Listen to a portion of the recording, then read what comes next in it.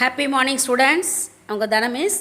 Today subject economics. எக்கனாமிக்ஸில் வந்து international economic organisations அந்த சாப்டர் 8th சாப்டர் பார்த்துக்கிட்டு இருக்கோம். அந்த 8th சாப்டரில் நம்ம வந்து ஐஎம்எஃப்பை பற்றி பார்த்துக்கிட்டு இருக்கோம் இல்லையா. அதில் ஐஎம்எஃப் அதாவது இன்டர்நேஷ்னல் மானிட்டரி ஃபண்டு அதை பற்றி பார்த்தோம். அதில் வந்து அதனுடைய அப்ஜெக்டிவ்ஸ் பார்த்தோம். ஐஎம்எஃபோட அப்ஜெக்டிவ்ஸ் பார்த்தோம். நெக்ஸ்ட்டு வந்து ஐஎம்எஃப்போட ஃபங்க்ஷன்ஸு நேற்று கிளாஸில் அதான் பார்த்தோம். ஐஎம்எஃப்போட ஃபங்க்ஷன்ஸ் பார்த்தோம். ஓகேயா. இன்றைக்கி நம்ம பார்க்க போகிறது என்னென்னு பார்த்தீங்கன்னா ஃபெசிலிட்டேட்ஸ் ஆஃபர்ட் பை ஐஎம்எஃப், அதாவது ஐஎம்எஃப் வழங்கக்கூடிய வசதிகள் என்னென்ன. ஐஎம்எஃப் அப்படிங்கிறது இன்டர்நேஷ்னல் மானிட்டரி ஃபண்டு. ஓகேயா. அதாவது வந்து எல்லா நாடுகளுடைய கரன்சி, அதாவது மணி சர்க்குலேஷன் இருக்குல்ல, அந்த கரன்சியினுடைய வேல்யூ இருக்கு இல்லையா, அந்த வேல்யூ வந்து கரெக்ட் பண்ணுறது. ஒரு நாட்டுடைய வேல்யூ குறைச்சி ஒரு நாட்டுக்கு கூட இருந்தால் அதை வந்து சரி பண்ணி ஈக்குவலான ஒரு ஸ்டேஜுக்கு கொண்டு வரது. இந்த மாதிரிலாம் நிறைய விஷயமான ஒர்க்கு, அதாவது ஃபங்க்ஷன்ஸ், அதனுடைய பணிகளை மேற்கொண்டு வருகிறது ஐஎம்எஃப். ஓகே. அந்த ஐஎம்எஃப் வழங்கக்கூடிய வசதிகள் என்னென்ன எல்லா கண்ட்ரீஸ்க்கும், அதாவது அனைத்து நாடுகளுக்கும், அதனுடைய மெம்பர்ஷிப் கண்ட்ரிஸ் இருக்கு இல்லையா, அனைத்து நாடுகளுக்கும் அது வழங்கக்கூடிய வசதிகள் என்னென்ன அப்படிங்கிறது தான் நம்ம இப்போ இந்த கிளாஸில் பார்க்க போகிறோம். ஓகேயா. Facilities offered by IMF. Facilities offered by ஐஎம்எஃப்னா இந்த ஐஎம்எஃப் இன்டர்நேஷ்னல் மானிட்டரி ஃபண்டு வழங்கக்கூடிய வசதிகள் என்னென்ன, அது மெம்பர்ஷிப் கண்ட்ரீஸ்க்கு, அதனுடைய ஐஎம்எஃப்ல இருக்க மெம்பர்ஷிப் கண்ட்ரீஸ் இருக்கு இல்லையா, அதற்கு வழங்கக்கூடிய வசதிகள் என்னென்ன அப்படிங்கிறத தான் நம்ம இப்போ இந்த லெசனில் இந்த கிளாஸில் நம்ம பார்க்க போகிறோம். ஓகேயா. The fund has created several new credit facilities for its members. Chief among them are, அதாவது வந்து இந்த இன்டர்நேஷ்னல் மானிட்டரி ஃபண்டு வழங்கக்கூடிய கிரெடிட் ஃபெசிலிட்டிஸ், அதாவது கடன் திட்டங்கள் என்னென்ன அப்படிங்கிறது தான் நாம் இப்போ மெம்பர்ஷிப் கண்ட்ரிஸ் இருக்கு இல்லையா, அதற்கு வழங்கக்கூடிய கிரெடிட் ஃபெசிலிட்டிஸ் என்ன அப்படிங்கிறத நாம் இப்போ இந்த இதில் பார்க்க போகிறோம். ஓகேயா. நெக்ஸ்ட் ஃபஸ்ட்டு வந்து பார்த்திங்கன்னா பேசிக் கிரெடிட் ஃபெசிலிட்டி அப்படின்னு சொல்லப்பட்டிருக்கு. அதாவது பேசிக் கிரெடிட் ஃபெசிலிட்டி அப்படின்னா அடிப்படை கடன் வசதி அப்படின்னு அர்த்தம். ஓகேயா. அதாவது ஃபஸ்ட்டு பார்த்திங்கன்னா IMF provides financial assistance to its member nations to overcome the temporary difficulties relating to balance of payments.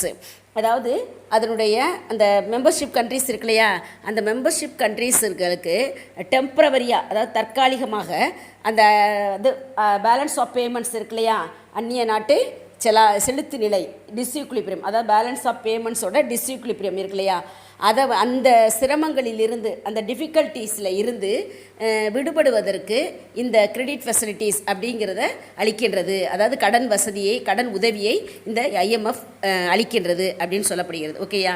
Next பார்த்தீங்கன்னா a member nations can purchase from the fund other currencies are SDR in exchange for its own currency to finance payment difficulties.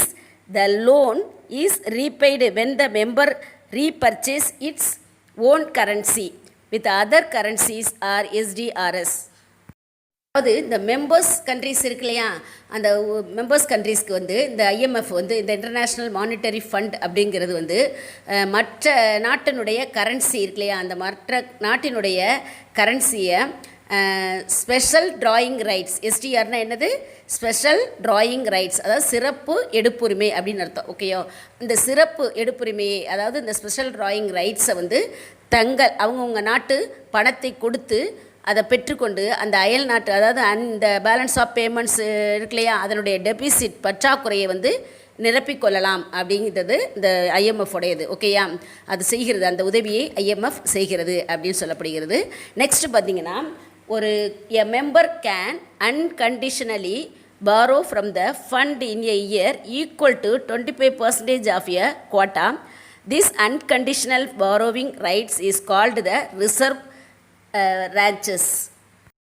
இந்த membership countries இருக்கு இல்லையா, அந்த membership countries வந்து இந்த IMF வந்து அது வந்து அந்த பராமரிக்கக்கூடிய அந்த கேபிட்டல் பங்கு, அதாவது குவாட்டா இன் கேபிட்டல் அப்படின்னு சொல்லப்பட்டுருக்கு இல்லையா, அந்த குவாட்டா இன் கேபிட்டல், அதாவது மூலதன பங்கு அப்படின்னு அர்த்தம். ஓகே. அதனுடைய அந்த அமௌண்ட்டில் பார்த்திங்கன்னா 25%, அதாவது 25 விழுக்காடுகள் அளவுக்கு, அதாவது அன்கண்டிஷனல் நிபந்தனையற்ற, ஓகே, அன்கண்டிஷனலி நிபந்தனையற்ற அந்த கிரெடிட் கடன் வாங்கும் உரிமையை அது அது வச்சுருக்க அந்த கையிருப்பு இருக்கு இல்லையா, பேலன்ஸு, அதாவது பாரோ பண்ணியிருக்கு இல்லையா, கையிருப்பு வச்சுருப்பாங்க இல்லையா, அந்த கையிருப்பு பணம் இருக்குல்லையா, அதாவது ரிசர்வ் ட்ராச் அப்படின்னு அதிலிருந்து அது என அழைக்கப்படுகிறது. ஓகேயா, அந்த கையிருப்பு பகுதி என அழைக்கப்படுகிறது அப்படின்னு சொல்லப்பட்டிருக்கு. ஓகேயா, நல்லா தெரிஞ்சுங்க.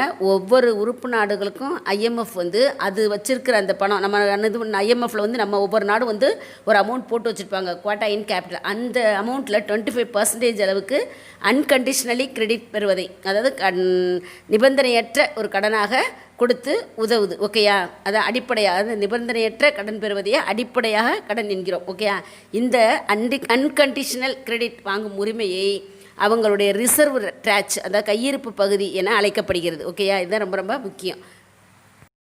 ஸ்பெஷல் டிராயிங் ரைட்ஸ், அதாவது இந்த ஸ்பெஷல் டிராயிங் ரைட்ஸ் அப்படின்னா சிறப்பு எடுப்புரிமைகள் அப்படின்னு அர்த்தம். அதாவது சில டைமில் பார்த்திங்கன்னா இந்த மெம்பர்ஷிப் கண்ட்ரிஸ் இருக்கு இல்லையா, அந்த மெம்பர்ஷிப் கண்ட்ரிஸ் வந்து IMFல வந்து ஒரு ஒரு அமௌண்ட்டை வந்து ரிசர்வாக வைக்கணும். ஓகேயா, ஒரு பர்டிகுலர் மெம்பர்ஷிப்புக்குன்னு அந்த ஒரு அமௌண்ட் ரிசர்வ் வைக்கணும். அந்த மாதிரி இருக்கக்கூடிய அந்த அமௌண்ட்டை இந்த ஸ்பெஷல் டிராயிங் ரைட்ஸ் மூலமாக IMF இன்டர்நேஷ்னல் மானிட்டரி ஃபண்டு வந்து அந்த கண்ட்ரிக்கு கொடுத்து உதவுது. ஓகே, அதுதான் வந்து என்னென்னு சொல்லப்படுகிறது, ஸ்பெஷல் டிராயிங் ரைட்ஸ் அப்படின்னு சொல்லப்படுகிறது. ஓகேயா, the fund has succeeded in establishing a scheme of special drawing rights which is otherwise called paper gold. There are form of international reserve created by the IMF in 1969 to solve the problem of international liquidity. Paper gold அப்படின்னு அழைக்கப்படக்கூடிய அந்த special drawing rights, அதைத்தான் வந்து என்னென்னு சொல்லப்படுகிறது, paper gold அப்படின்னு சொல்லப்படுகிறது. Okay, அந்த பிளானிங், அந்த திட்டத்தை வந்து அந்த IMF நிறுவியதில் வந்து வெற்றி பெற்றுள்ளது. ஓகே, அந்த ஸ்பெஷல் டிராயிங் ரைட்ஸ் அப்படிங்கிற அந்த திட்டத்தை எஸ்டாப்ளிஷ் பண்ணதில் IMF வந்து வெற்றி பெற்றுள்ளது அப்படின்னு சொல்லப்படுகிறது. மேலும் இந்த இன்டர்நேஷ்னல் லிக்விடிட்டி, அதாவது வந்து பணத்தினுடைய நீர்மைத்தன்மை, இன்டர்நேஷ்னல் லிக்விடிட்டி அப்படின்னா பன்னாட்டு நீர்மைத்தன்மை உருவாக்க 1969 பார்த்திங்கன்னா இந்த IMF வந்து இன்டர்நேஷ்னல் ரிசர்வ் மணி ரிசர்வேஷன்ஸ், அதாவது பன்னாட்டு பண இருப்புகளை ஏற்படுத்தியது. ஓகேயா, அதைத்தான் வந்து இதில் சொல்லப்படுகிறது. நெக்ஸ்ட் பார்த்திங்கன்னா there are allocated to the IMF members in proportions to their fund quotas. SDR are used as a means of payment by fund members to meet balance of payments deficit and their total reserve position with the fund.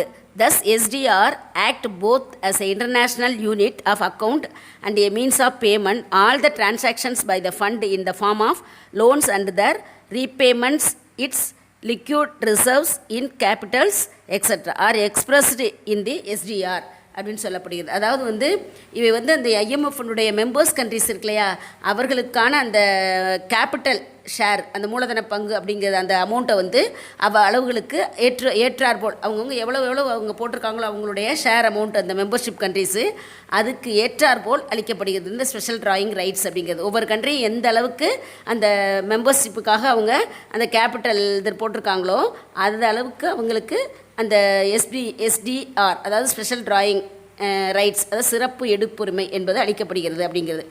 இதன் மூலம் பார்த்திங்களா இந்த special drawing rights வந்து international லெவலில் value and balance of payments, செலுத்து நிலை இருக்கு இல்லையா, அதுலேயும் செயல்படுகிறது. மேலும் இந்த அந்த IMF வழங்கக்கூடிய அந்த டெபாசிட்ஸ் அமௌண்ட்டு, கேபிட்டல் போன்ற அனைத்து செயல்பாடுகளுமே வந்து என்னன்னு சொல்லப்படுகிறது, இந்த ஸ்பெஷல் டிராயிங் ரைட்ஸ் என்று வெளிப்படுத்தப்படுகிறது. ஓகேயா, the achievements of the fund can be summed up in the words of Gain. That fund is like an international reserve bank. அதாவது இந்த கெயின் அப்படிங்கிறவர் என்ன சொல்கிறாருன்னா, அவருடைய கூற்றுப்படி இந்த IMF இருக்கு இல்லையா, அதாவது இன்டர்நேஷ்னல் மானிட்டரி ஃபண்டு, அது வந்து ஒரு இன்டர்நேஷ்னல் ரிசர்வ் ரிசர்வ் பேங்க் இருக்குல்ல, இன்டர்நேஷ்னல் ரிசர்வ் பேங்க், அது போல் உள்ளது அப்படின்னு சொல்லப்படுகிறது. ஓகே, அந்த IMF வந்து இன்டர்நேஷ்னல் ரிசர்வ் பேங்க் போல் உள்ளது அப்படின்னு சொல்லப்படுது. அந்த கருத்து வந்து இந்த IMF-னுடைய ஒரு சாதனையாகவும் சொல்லப்படுது. இதுதான் SDR, அதாவது ஸ்பெஷல் டிராயிங் ரைட்ஸ். அதை தெரிஞ்சுக்கணும் கட்டாயம். ஓகேயா, இந்த IMF-க்கும் SDR-க்கும் நிறைய உண்டு. ஏன்னா IMF-ல ஒவ்வொரு மெம்பர்ஷிப் கண்ட்ரீஸும் மெம்பராக சேர்றப்போ ஒரு பர்டிகுலர் அமௌண்ட்டை அதில் டெபாசிட்ஸ் பண்ணியிருக்கணும். ஓகேயா, அதாவது ரிசர்வ் பண்ணியிருக்கணும். அந்த ரிசர்வ் ரேஷியோக்கு ஏற்றது மாதிரி தான் அந்த IMF வந்து என்ன கொடுக்குது, ஸ்பெஷல் டிராயிங் ரைட்ஸ், அதாவது சிறப்பு எடுப்புரிமையை வழங்குகிறது அப்படின்னு சொல்லப்படுகிறது. ஓகேயா. இந்த ஐஎம்எஃப் வழங்கக்கூடிய வசதிகளில் செகண்ட் பார்த்தீங்கன்னா எக்ஸ்டெண்டட் ஃபண்டு ஃபெசிலிட்டி அப்படின்னா என்னென்னு பார்த்தீங்கன்னா இந்த இது இருக்கு இல்லையா, அந்த ஐஎம்எஃப் இருக்கு இல்லையா, அது வந்து அந்த எல்லா கண்ட்ரீஸினுடைய இந்த விரிவாக்கப்பட்ட ஒரு நிதி வசதியை கொடுக்கிறது அப்படின்னு சொல்லப்படுகிறது. அதாவது விரிவாக்கப்பட்ட ஒரு நிதி வசதியை அளிக்கிறது அப்படின்னு சொல்லப்படுகிறது. Under this arrangement the IMF provides additional borrowings facility up to 140% of the members quota over and above the basic credit facility. The extended facility is limited for a period of 2-3 years and the rate of interest is low.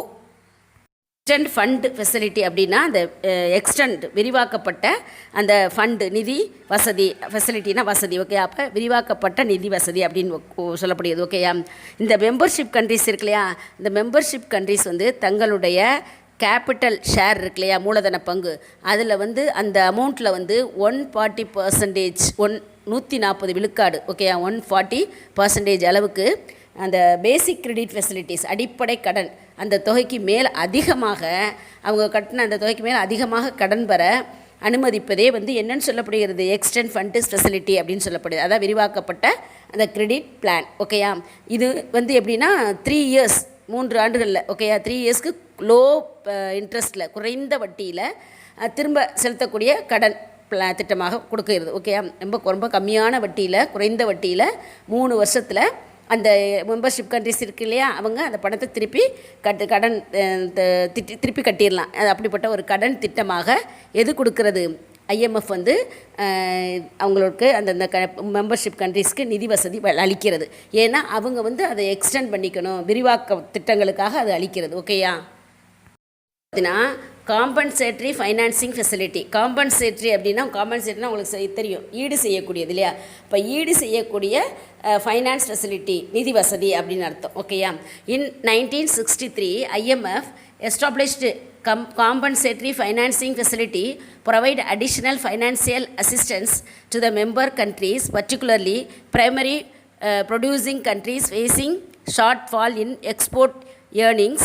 In 1981, the coverage of the compensatory financing facility was extended to payment problems caused by the fluctuations in the cost of cereal inputs.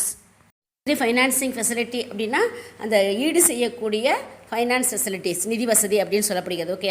இது வந்து பார்த்திங்கன்னா இந்த IMF வந்து 1963 அந்த இயரில் வந்து இந்த மாதிரி காம்பன்சேட்டரி ஃபைனான்சிங் ஃபெசிலிட்டி அந்த திட்டத்தை வந்து என்ன செய்யுது, அறிமுகப்படுத்தியது அப்படின்னு சொல்லப்படுகிறது, ஓகே.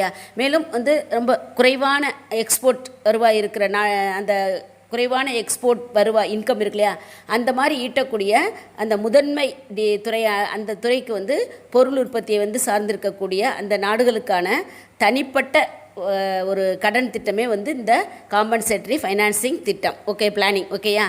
மேலும் வந்து இது பார்த்திங்கன்னா இந்த விவசாய பொருட்கள் இருக்கு இல்லையா, விவசாய பொருட்கள்னால் இந்த தானியம், அதனுடைய ப்ரைஸஸ் இருக்கு இல்லையா, அதனுடைய அந்த அப் அண்ட் டவுன்ஸ், ஏற்ற இறக்கத்தினால இம்போர்ட்ஸ் இருக்கு இல்லையா, இம்போர்ட்ஸுக்கான அந்த அமௌண்ட் இருக்கு இல்லையா, அதை வந்து செலுத்த முடியாமல் சிரமப்படுகின்ற அந்த நிறைய மெம்பர்ஷிப் கண்ட்ரிஸ் இருக்கு இல்லையா, அந்த ஐஎம்எஃபோடைய மெம்பர்ஷிப் கண்ட்ரிஸ், அதுகளுக்கு என்ன செய்யுதுன்னா இந்த ஐஎம்எஃப் வந்து கூடுதலாக கடன் வழங்கும், அந்த மாதிரி கூடுதலாக கடன் வழங்கும் அந்த வகையில் 1981, ஓகேயா, அந்த ஆண்டு வந்து பார்த்திங்கன்னா இந்த காம்பன்சேட்டரி ஃபைனான்சிங் ஃபெசிலிட்டி, ஓகேயா, காம்பன்சேட்டரி ஃபைனான்சிங் ஃபெசிலிட்டி அப்படிங்கிற ஒரு திட்டத்தை வந்து என்ன செய்யுது, விரிவுபடுத்தப்பட்டது அப்படின்னு சொல்லப்படுகிறது, ஓகேயா. 1981 தான் இந்த திட்டம் வந்து விரிவுபடுத்தப்பட்டது, ஓகேயா.